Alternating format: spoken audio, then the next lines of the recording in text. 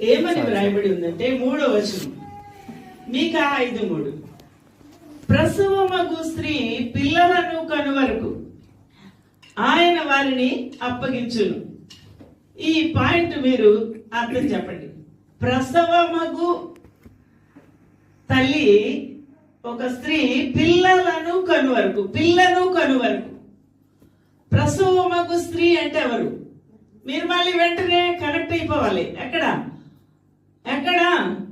మాట్లాడాలి, ఎక్కడ కనెక్ట్ అవ్వాలి? చందని ఆదికాండం 3వ అధ్యాయంలో ఒక గొప్ప ప్రామిస్ ఉంది. నీకును స్త్రీకి నేను ఈ సంతానమునకును ఆమె సంతానమునకును వైరము కలగ చేస్తున్నాను. స్త్రీ సంతానము అంటే ఎవరు? ఏమని చెప్పారంటే మొన్న అవ్వమ్మ సంతానము అని అంటున్నారు. ఏమన్నారు?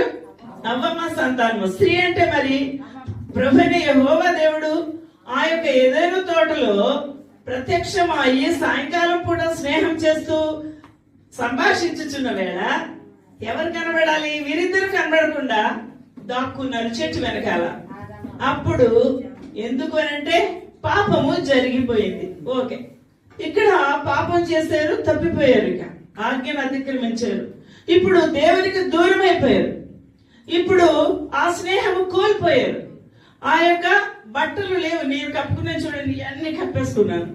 అంటే నా యొక్క శరీర భాగాన్ని కప్పుకున్నాను. దేవునితో కలిసి మాట్లాడాలి అనంటే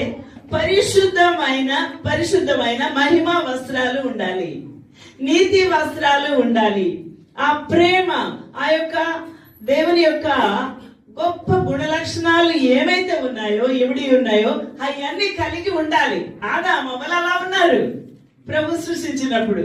ఎప్పుడైతే వీరు పాపం చేశారో ఇవన్నీ కూడా ఏమైపోయి వెళ్ళిపోయాయి. మొట్టమొదట ఎవరు కోల్పోయారు? అవ్వమ్మ ఏం చేసింది? స్నేహం చేసింది. ఎవరితో స్నేహం చేసింది?